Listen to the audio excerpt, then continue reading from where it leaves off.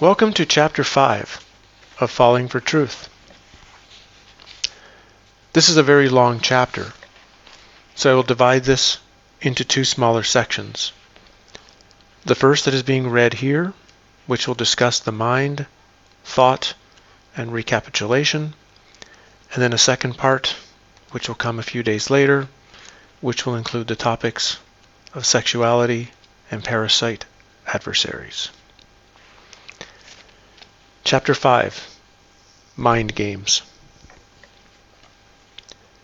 And so the robot saw motion in that which did not move, and began to love things which had no substance, and to develop reactions which it called thoughts.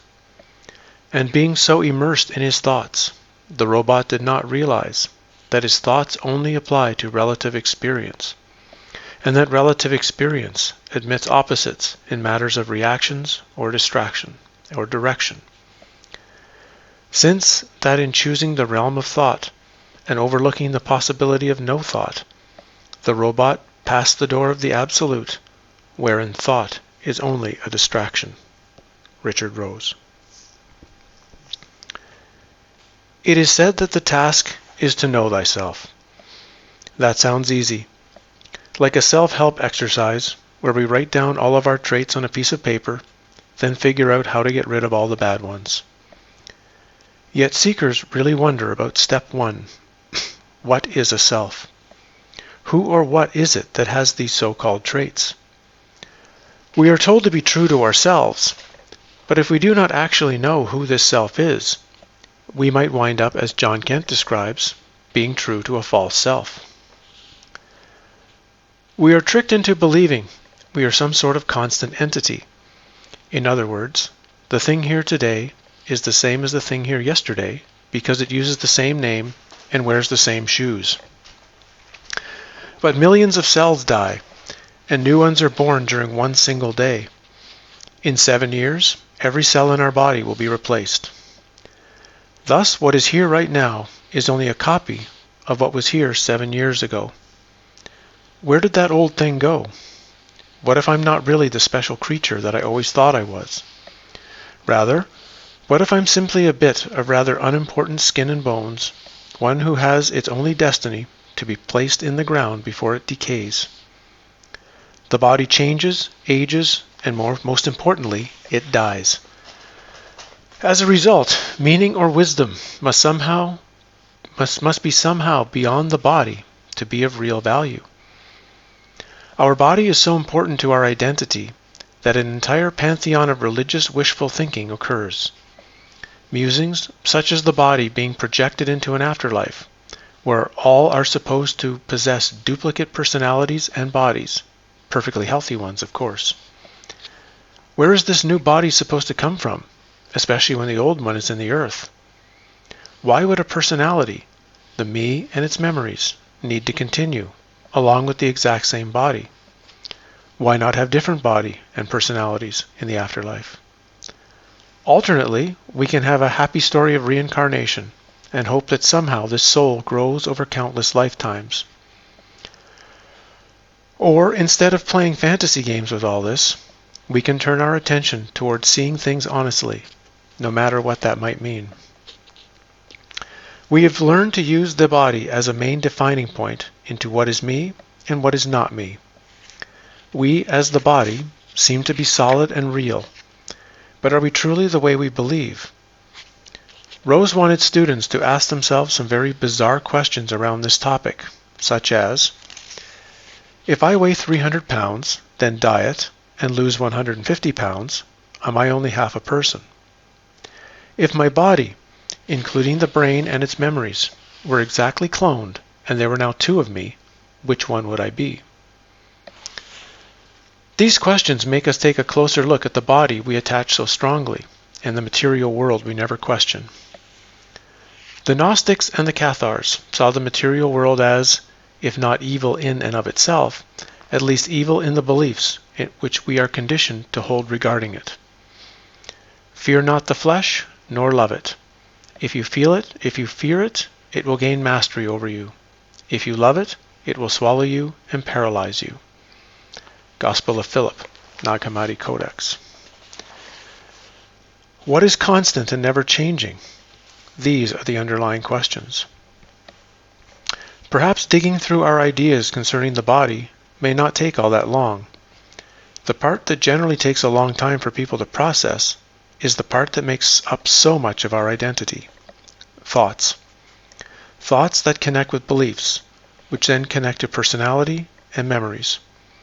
In short, that which interconnects with everything we point towards when we use the term myself. To unravel the self, we have to go within and examine the very roots of what is a self. What is thought? It's one thing to study war. It's another to live the warrior's life. Telamon of Arcadia. It is 2002, and I am out walking in the Canmore Mountains with my new friend Brendan. I consider us friends, though he sees me more as a spiritual teacher. I was doing much more of that sort of thing back then. He was a young guy just starting university when we met earlier in the year at a talk I gave. Then again, I was rather young myself, just past 33. We had been going out in the woods around Calgary that summer to do some stalking exercises, such as walking without making sound, or walking blindfolded to use other senses to not trip over rocks and roots. But I had suggested that we get into the mountains to do some deeper practice, and that is what we had done, and we were now walking back down the trail to his car. But for me, this day was not over. I kept rolling an issue in my mind. Brendan is a really nice guy, but underneath there's a lot of anger there. And I could see that there was no way to just tell him that. He would deny such a thing up and down.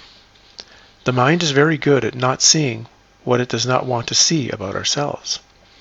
How could I point out to him this in such a way that he could see it? The opportunity soon presented itself almost by accident. He began to tell me on the walk down about a new spiritual book he had read last week. He expressed on and on about the incredible way it was written and how amazing this teacher must be. The way he was gushing, you would think he was talking about a new girlfriend, not a book. And there was my opening. "Oh, I've read that book, Brendan. Worst piece of trash I've ever come across." Of course, I had not read the book, never even heard of it until he mentioned it, but I thought it was time to see how his mind would react to this. "It was boring and uninspired," I said. "What do you mean, boring? How can you say that? It was brilliant." And he began presenting something about some chapter or whatnot. Actually, it didn't sound too bad, but I was on a mission here. "Really? That's the worst piece of junk ever. Come on, only an idiot would actually like a book like that. Are you really an idiot?" I continued this barrage. Anything he presented was constantly met with a wall of disbelief and countless ways for me to say that not only was the book idiotic, but he too had to be an idiot to like anything about it. But it was starting to get dicey. His anger was rising up, and fast. I had been in enough hockey games to see that look in someone's eyes. Soon I wondered if he was now going to come at me. I began scanning the side of a trail for a giant tree limb I could use as a weapon, for Brendan was young and in real good shape and now full of rage. Just as he was about to strike, I stopped walking and replied very calmly, "Brendan, I've never read that book before. Didn't even know what it is. I'm just saying stuff. Look at you. Why have you become this way just because I disagreed about a book you liked?" He took a few deep breaths, got a good look at his surroundings in the woods, then at himself. "Wow," he replied reflectively. "I have a lot of anger in me." "Yes, Brendan, you do. I'm not sure why. Maybe you're not even sure why. But this is real good news. Once you've seen a truth about yourself like this, you have now gained the power to make a change if you wish. The only way to change thoughts, emotions, states of mind, even the self, is to see it in total shocking clarity." And in a year or so, he did just that. In that game, the score turned out to be Brendan 1, anger 0. Anders has been helping me look into this chapter because on his first edit of it, he claimed it was a mass of information that didn't flow all that well. I saw and agreed with him. It's a tough series of topics for sure. Thoughts, ego, self, masks, all interconnected, yet each requiring its own explanation.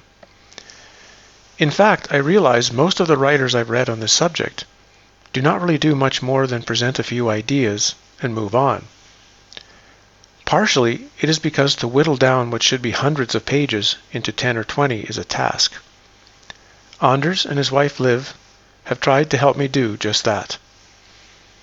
I got my first look at this mind problem some 20 years ago when I saw that my mind ran in constant rings, what I labeled circular thought patterns. It is weird to see it in action for the first time. I was making a record in my diary of what was in my mind at different points of the day, and then I had gone for a walk to get some fresh air and calm my mind down. That worked until I got home, when the mind seemed to wind up all on its own again. And then it follows a really odd pattern of linking to the previous thoughts, something like this. I really should go to the store. I remember Dave's Corner Store when I was 8 years old. I wonder how much muscle I had in my 8-year-old body. Body Heat. Wow, that was a bad movie. Why are they not making better movies today? And on it went. A thought, seemingly linked to the thought before, yet always going nowhere. None of it has any value. And some of these pattern loops are big, and just sort of keep coming over and over again. This won't work out, you're a loser, or you're the greatest person in the world, or whatever.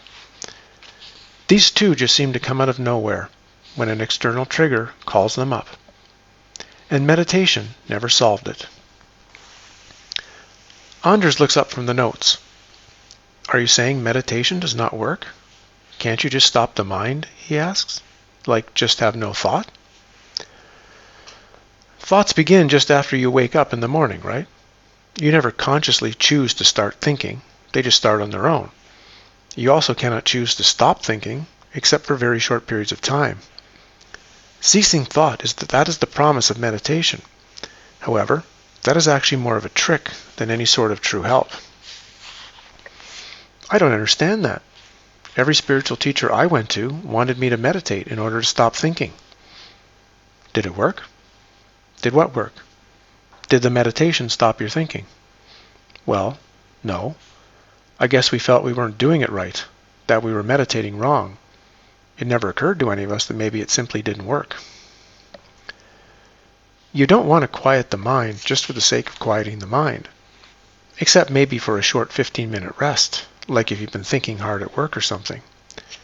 You aim to quiet the mind to get your first honest look at thought. This examination of thought is done not so one can label them good or bad and try to take away the bad ones. That's a control issue, a way of trying to induce self-hypnosis on an already hypnotized mind. Instead, you just want to see it and try to get to know what thought is. And of course, to start to wonder, if I always labeled myself as my thoughts, but I can see thought, then who or what is observing this thing I thought I was? Yeah, that really clears it up, he says, shaking his head and rolling his eyes in a gesture of giving up. But thought can stop, right? Like, stop. I nod. What happens if it does? Your mind will be dead. Thoughts do not stop from a quiet mind, but from a dead mind. In that space of a dead mind can come something far greater, the reaching of the actual self. But you can't really talk about the actual self, since each one of us is so mesmerized by a false self and false thoughts. The standard belief is that thought occurs in one's head. But does thinking really happen in my head? And why do I call it mine, take ownership of the thoughts, when I seem to have no choice in any of the thoughts that come up? I am a possessor of thought, or possessed by thought, stuck to perpetually observe them with little influence in what appears on the screen of my perception. A hypnosis show reveals how easy it is to get people to believe that they see or hear something that is not actually present, even that they themselves are a cat or a dog. So how much of our day-to-day world is nothing but a hypnotic suggestion and mental projection? Perhaps all of it. It is why in native medicine tradition, so much work is placed on challenging perception. Have you ever noticed that anyone driving slower than you is an idiot, and anyone driving faster than you is a maniac? George Carlin. Point of reference. The center point that is used to filter through all perception and experience should be a main topic of spiritual examination, yet it is not. If it is 27 degrees Celsius out, and someone asks you if it is hot, it will depend on your point of reference. If the reference thinks hot is 24 degrees, you say yes. If the point is 30 degrees, then it is warm, but not hot. But it's still 27 degrees. All perceptions and beliefs around it are dependent on the point of reference being used as a baseline. We use baselines in everything we do or think about without even realizing it. Usually the body and planet Earth are our main point of reference, the dividing line, for what we experience as mine and not mine. The same in Carlin's joke. We are the baseline of all experience. But no point of reference has been validated. The best tool we have to know ourselves is observation. At the beginning, we are told to go inside or go within. And this is usually taken to mean inside of my body or inside of my head. But over time and practice, this line of body as being the dividing point for what is me and not me begins to become less static. When we start to wonder if everything inside of our skin, not just bones, blood, and organs, but all of our thoughts, might be outside of ourself, a shift happens. This is another reason why Rose stressed that the primary issue in the spiritual search is precise self-definition, rather than the search for God, bliss, power, knowledge, or love. That makes all spiritual and religious systems highly questionable, as they lack a foundation of a valid and provable point of reference. We lessen our obsession with the pictures on the cave wall movie screen and begin to see where the picture originates. The robot is looking for its programmer. The puppet is looking for who is pulling its strings so that it can move itself for the first time. Only then can thought stop. The basic idea of Advaita is that we have no control over our thinking, and the goal is to end thought by ending the thinker. Without thought, the self is revealed. Actually, if we ever get to the point of physical danger, with the likelihood of dying, as I had in Johnson Canyon, the body throws all of its energy resources into the situation to survive, and the normal thinking mechanism is not there. So just how valuable are our normal thoughts if they disappear at the time we need them most? The problem to our functioning within this reality is thought itself. The normal thinking process becomes an overlay that keeps from what Rose called direct mind, or Castaneda, direct thought. You might call it a thinking that is not thinking, a thought that appears to be thought, but is something much more dynamic, a link to a higher dimension. One way to reopen this direct link is to get back in touch with what we call intuition. As a child, everyone's intuition is strong. But as we got programmed to play in this stage drama, we lose our intuition and become confused believing what others tell us. In this confusion, we stop listening to intuitive suggestions and begin to trust mental thought more and more. This is one reason that Rose had his students sit in what he called Rapport Sessions, to try to reconnect to an intuitive interaction with people or dimensions beyond their usual mind. In Rapport, his students would sit together and remain open, in a sense of seeing who might be able to connect with another's mind in the room, then letting that connection happen. The hope was that this opening to another person could lead later to the opening to bypass thought and reach this direct mind connection to the source. Recapitulation. I have been raising these topics with Anders and his wife. I am spending Friday at their place, so I can take them on a weekend visit to some of Scandinavia's terrific stone circles. We are scheduled to leave early Saturday, so Anders thought that coming by Friday would give us time to go over parts of the manuscript, leaving the weekend free to discuss stones and energy. After dinner, the conversation turned to our lives. Liv passed along some details of her childhood and some odd experiences that happened to her, and along the way, I told her some of my life stories. Most of my awakening talk has been with Anders only, so I had been keeping a bit of guard on some of my answers. Then, for some reason, a question out of the blue really got the ball rolling. "So how come she didn't work out?" Liv asks. A standard question about one's past. I happened to be telling some stories in my life that revolved around a time of great intensity of practice, which was also during one of my longest periods of dating someone. I mentioned how we met and whatnot. "Well," I offered, "it was a good relationship for a couple of months, but it first began to go downhill one Saturday night when I wanted to spend the evening in her closet." Liv's eyebrows purse upward, while Anders pokes his head from the kitchen. "Is there something about you we don't know?" All of us broke into laughter. "Maybe. I was a lot different during that period than the person you know now. I really did want to spend the night in her closet. It was an honest desire in the moment. I recall that she responded very forcefully that no boyfriend of mine is going to spend the night in my closet instead of my bed. We probably talked about it for an hour. The relationship started to spiral downhill shortly after that. The problem was, of course, that while she was spiritual, and she had friends that were spiritual, they followed the kind of spirituality which demands little of anyone. Watch a few thoughts, do some yoga stretches, have an acupuncture session, eat some organic apples, and voila, you're on the spiritual path. To actually see hardcore practice, as I was engaged in at the time, was scary for her.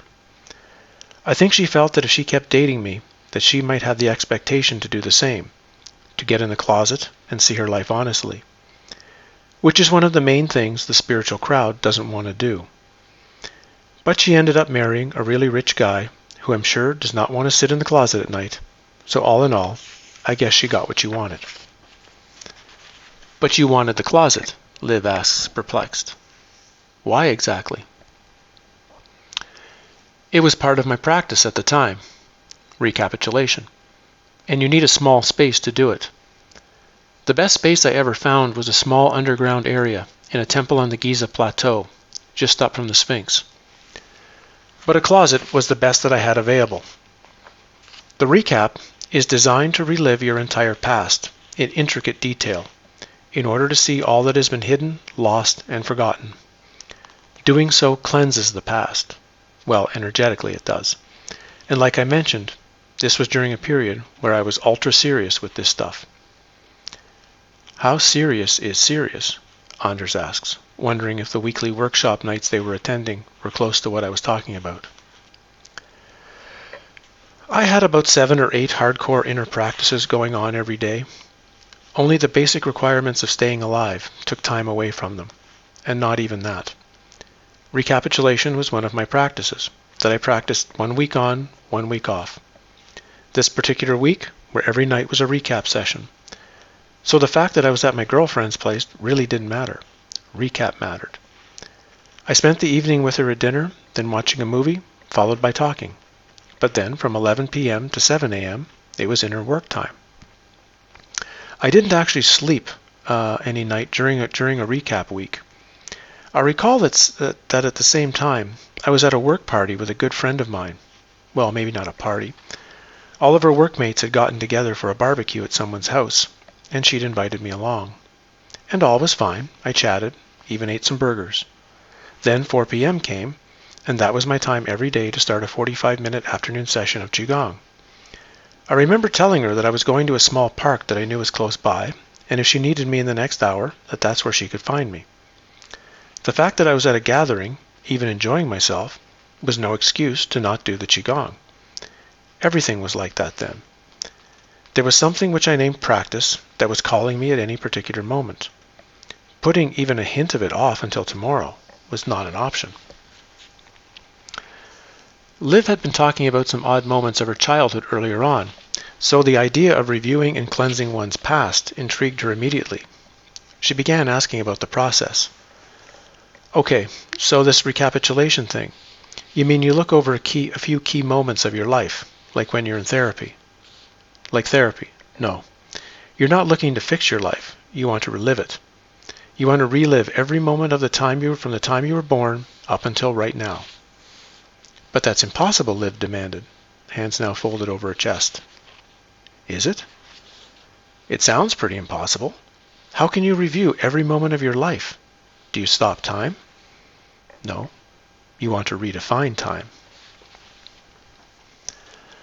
Most of what is called meditation, sitting quietly with our eyes closed, repeating a mantra, visualizing a happy place, or trying to eliminate thinking, is really a way of further entrancing an already hypnotized mind. The real idea, however, should not be to calm a turbulent mind by force or distraction, but rather to get clear enough of it to look into and resolve the root issues that caused the turmoil in the first place. That means our best meditation is the examination of our past.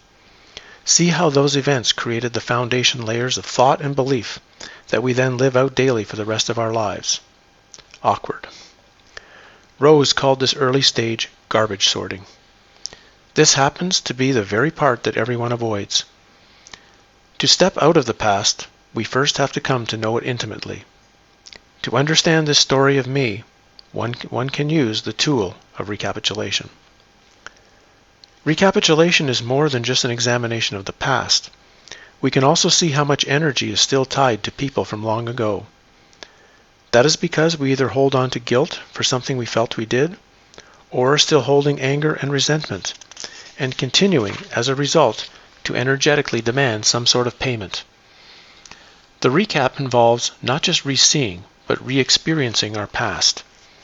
We do this to, in a sense, unwind the tape of our life. We look for the moments where we created both the egoic walls and the foundations that shaped our life patterns and choices ever since. Recap shows the moments that we betrayed ourselves and our promises, vows to never be happy, to never be rich, to never be loved. We then go on and take this hardened, crystallized conglomerate of ideas throughout our life in what Rose might call a state of mind. The process of recapitulation was my way to start breaking through some of this. It's not the only way, but I can only honestly share with you what I did. To recount events is magical for sorcerers. It's not just telling stories, it is seeing the underlying fabric of events. This is the reason recounting is so important and vast. Carlos Castaneda. Liv is continuing her questions. She is very intrigued by this idea of reviewing the past, where in a sense you don't learn from it, or fix it, or hide from it. You energetically, through recapitulation, cleanse the past and present of all of your interactions and see the truth of each moment. Okay, have you reviewed your entire life? She asks. Yes, twice actually. How long did that take? My first life pass, the initial review, I started when I was 29, and it took about 3 to 4 years. The next pass I started about 5 years after that. It lasted for maybe a couple of months or so. A life review took 4 years? Yes, there are some tricks that you learn along the way as you do it. It goes very slow at first. However, once you begin to understand what is really going on in these reviews, the pace picks up rapidly. I know that to the mind it sounds impossible or crazy. Just about anything really useful for us does. Hence the need to persist, no matter how strongly the mind protests. I give her the basic overview of how it is done, and the steps to follow to try it out. The process of how to do recapitulation appears in the appendix. Don't mistake something that seems simple to do will be easy. Simple and easy are two different things. To know yourself, you have to know your past. You have to honestly examine it. See the errors, egos, and self-importance of it.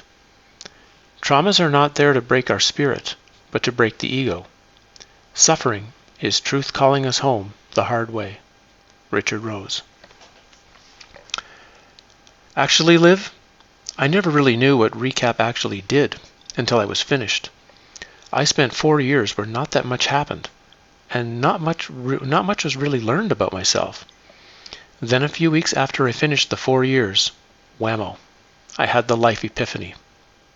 The life epiphany? So something important? Oh yeah, shattered everything I thought about my past. Something called the Usher appeared, where I was not just reviewing an event from my past, I was actually there, reliving it again. And it sent me on a spiral of inner explosions that rocked my sense of self. It's a long story, but I can see that you want to hear it. My Recap Usher. This is a collection of journal entries that I made between July and November 2003. They have been kept as complete as possible, exactly as were written down. All names have been listed by initials, though for the sake of this particular reading, I will use first names only. The events here may seem quite dramatic, and they turned out to be, but I wanted to share it as a presentation of just how the work of Recap can affect us at deep levels. It is July 2003, and I have completed my first life pass, even including memories of my first thoughts in the hospital room after the delivery. I had come to see some events in new ways, had gained some energy each time I recapped, thus felt I understood the process. I was wrong. The powers of recap would soon slap me in the face. Finally, after 3 years of active recapitulation, spontaneous recapitulation, and an usher pulled forth their truth. The revelation revolved around 2 women in my life, Paige specifically, and Jen marginally. Jennifer had been my first love when I was 16. At the time, I had no idea what love was, thus I had no idea what I felt.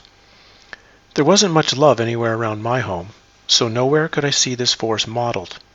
Yet still I felt it.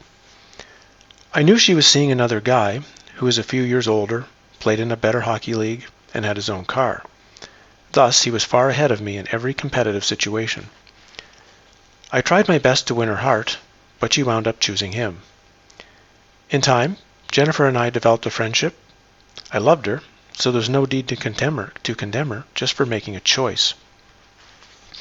In May 1990, I was at Oliver's, the campus bar at Carleton University, as I was back in Ottawa for the summer. This was one of those days when my connection to intent was strong. I felt sure that today was a day that I would meet a very special woman and I would date her for a long time. I went to the bar with a buzz of inner knowing that this woman would be there. So who did I run into? None other than Jennifer. But even though my heart had my senses on high alert, and even though I still loved her, I felt she was not the woman I was supposed to meet. An hour or so later, I saw her, Paige. Every cell in my body told me that this was the girl I had come here to meet. Fear evaporated from my being and was replaced with a place of sureness. I went to talk to her. We talked all night, then went on a date, then 2. We began dating. I felt something so special for Paige, but like with Jennifer, I had no idea what I was actually feeling. Like most young men, I had not been taught to feel, only to drink more and hide away from those feelings. A voice in my head kept saying, "You're going back to university in September. There will be other girls there." For some unknown reason, I listened to this voice, even though it sounded nothing like the other voice that led me to Paige in the first place. In September, I went back to university, and we broke up.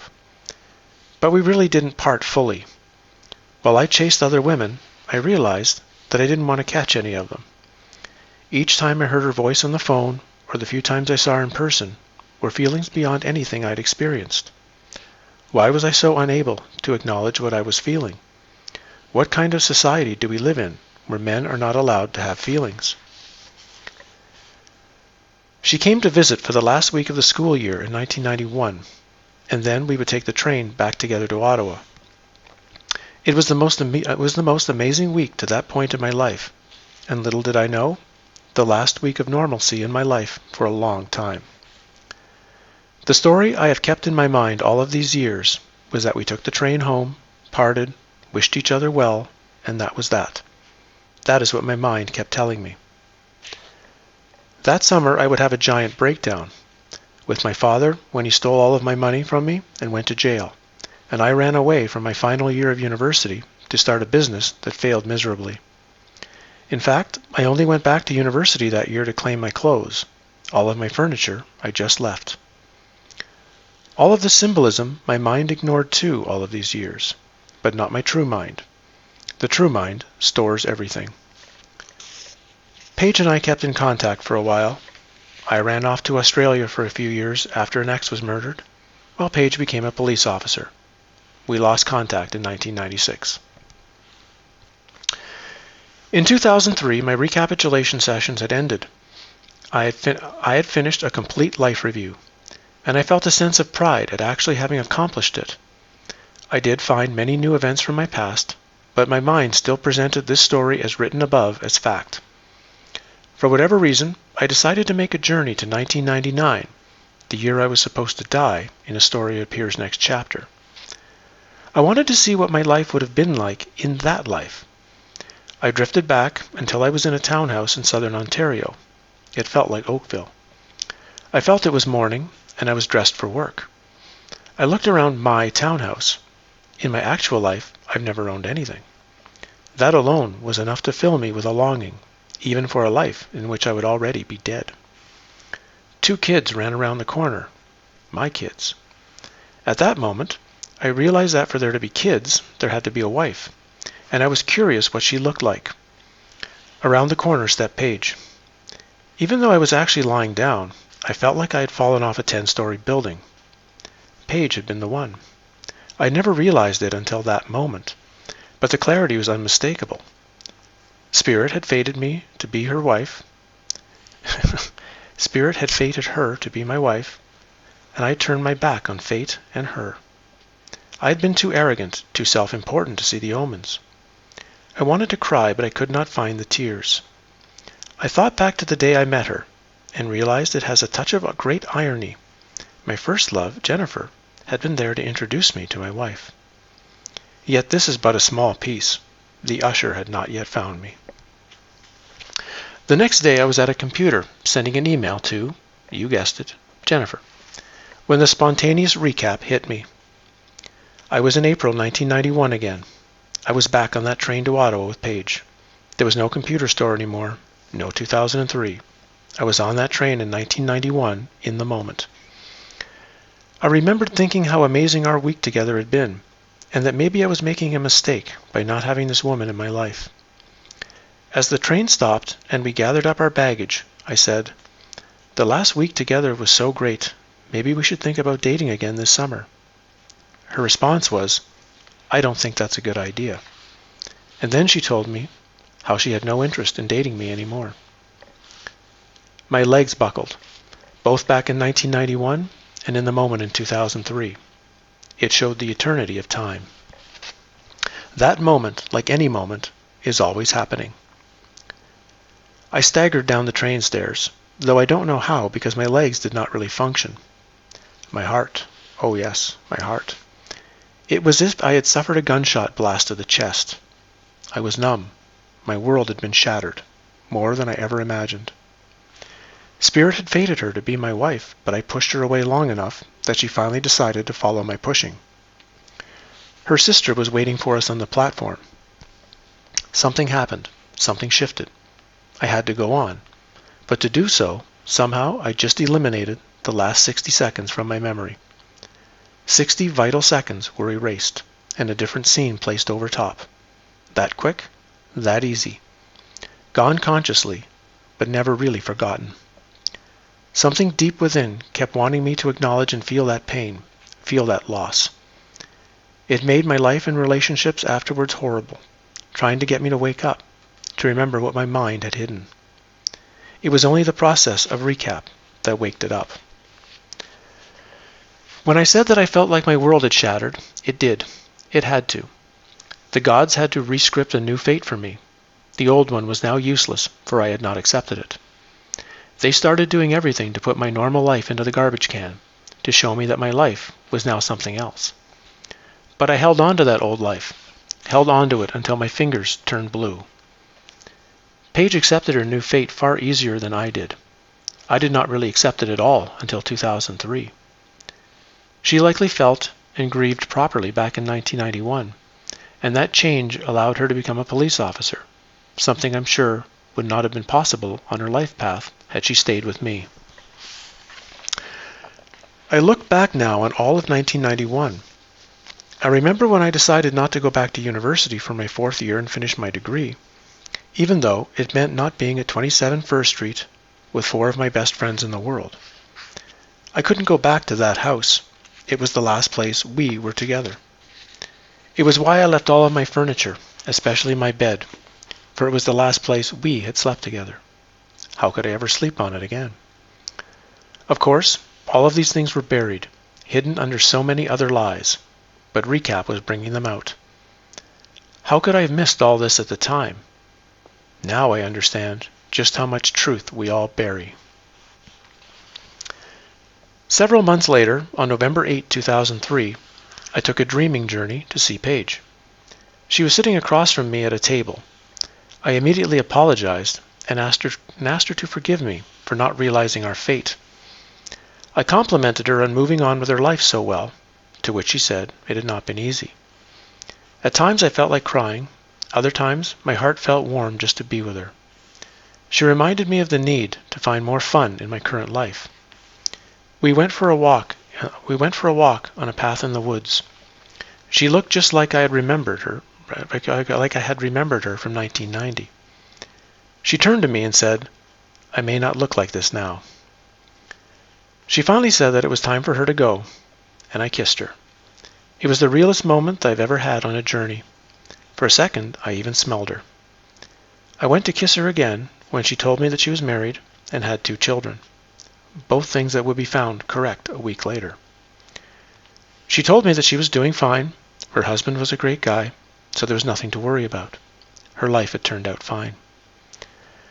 I said goodbye and watched her walk to the path when she hollered out, "How you been, Jelly Bean? See you later, alligator. Maybe we'll get a chance in another life." With that, she walked in the woods and was gone. As she left, all I felt was sadness. It was finally okay to grieve my lover and wish her well, with love and gratitude. I woke the next morning feeling energized, but I knew it wasn't over yet. The journey was healing, but I knew what I had to do. Many New Age teachers would tell you in a situation like this to write that person a letter and then burn it in a fire to release the feelings. Thankfully, I've had true teachers, and they would want me to release those feelings in person. This was the not doing to complete the recapitulation. I had to do it in the physical world. It had been 7 years since I knew her whereabouts, as a police officer in a small town in Ontario. I called them, which was a rather fearful thing, phoning a police station to try to contact a female officer. I was a potential stalker or looking for revenge, but I had to do it. The receptionist I spoke to said Paige no longer worked there, and passed my message on to her supervisor. And I thought that would be the end of it. But, at least when I'd gotten off the phone, I felt better about trying. A week later, I was at the Calgary airport flying out to do a show in northern BC, and I had the urge to check my email before getting on the plane. There was an odd email from someone I did not recognize. She was right. As promised in the dream, she would not contact me in the physical, but her husband did. The message had got from the police force to him, and he emailed me to pass on his wife's number. The trust he showed in her, and me, made me instantly like this man. November 19 was call day. I had no idea what I was going to say. I was more nervous than at any time in my life. How would she handle my stories of journeys, recap, spirits, and seeing events that never happened? Would she think I was trying to start a relationship with her again? It was a moment of great advancement on the warrior's path. The true path is not all fun and games. It will take us to the depth of what we're trying to hide. I know that no matter what she thought, I had to call her and release the unknown burden that I had been carrying for the last 13 years. I won't go into any of the detail of that phone call. That is one of those things meant to stay with her and me. Yet even so, I remember very little of the conversation, but I did what I needed to do. It was one of the hardest experiences to hear her voice. The tone, the pauses, the inflections were all as I'd remembered. The whole time my legs were shaking, almost as bad as on the train. When I had hung up the phone with her, "Don't worry about it. It was a long time ago. We were young," I realized that she did not fully understand what had transpired in 1991. At least not now. Maybe in 10 years she might, and I might get a call from her then. I felt a tremendous sense of relief and heat in my body. In an hour or so, all I felt was exhaustion. Yet I did it. I'm not sure how many other men would have done something like that. I was free, by finally honoring and wishing well a woman that I had loved from the depth of my being, from the depth of my inner silence. I was staying at my friend Brendan's, but had trouble sleeping that night. No surprise. I thought it was due to the 100 Rock sweat lodge that I had been a part of 2 days before, a sweat that had pulled a lot out. All night my stomach was in pain, like I had food poisoning. I hadn't slept at all, and in the morning the pain was now in my kidneys. With Brendan too busy to help me, which was odd, him being such a caring person, I used the last of my money to take a cab to a healer to work on me. She claimed I was not having a physical problem, but that I had suffered several Kundalini releases. So much was happening, my system was cleansing profusely. Afterward I felt better, a bit lightheaded, but decided to walk back to the apartment. I got dizzier as I walked. Sadness began pouring out. I made it to a hotel on 8th Avenue and went inside to sit on a bench. I had gone to be close by to a phone in case I had to call an ambulance. I was short of breath and my left arm was tingling. I had read about this, a heart attack. I was having a heart attack at 34 years old. I kept breathing, and after 15 or 20 minutes, I felt much better. I made it back to Brendan's when I plopped down on his bed. He was not yet home. I couldn't move. Even breathing was a chore. I saw a black ball rolling at me, just like I had read death looked. I had paid little attention while reading, feeling that this was a metaphor. Yet, I was being slammed to death by a metaphor. It is interesting what you think about when you believe you are about to die. My number one thought was that the most important people in my life, who I would want told of my death, I contact by email. But no one knew my Hotmail password, so no one would be able to get a message to them. Somewhere in the midst of all these thoughts, I dozed off. An hour later, Brendan arrived and I woke up. I realized I was not going to die. The worst was over, but I felt horrible. I slept for 2 straight days. Did I really have a heart attack? I'm not sure. I thought of it later as a symbolic heart attack. My heart broke on that train in 1991, but I had stuffed it down, never feeling it. My experience that day was my body's reaction to the stored pain that I had blocked for so long. Is that story true? Anders asks, while shaking his head slightly. Liv is sitting quietly, staring off in the distance. Something in my story has touched something in her past, and I just let her be, so I answer Anders' question. Yes, all of that is true. That whole experience taught me more about what recapitulation, our mind, how we store memories, the effect of the mind on the body, more than 1,000 books I could have read. It was truly an amazing thing. Did you ever get to meet her again? Your friend? Oh yeah, about a year later. We met for coffee and chatted. It was sort of the finishing touch. The phone call was the work to clean up the energy body. Then the meeting in person was what you might call finishing its mind-body connection to those events. It was so nice to wish her well in real life. When she walked out of that coffee place to her car, I remember I sat there for about an hour. It was mostly a place of no thought, the very hoped-for experience for meditation. I felt content. Thank you for listening to the first half of Chapter 5. The rest of the chapter on sexuality and parasitic entities will come in a few days.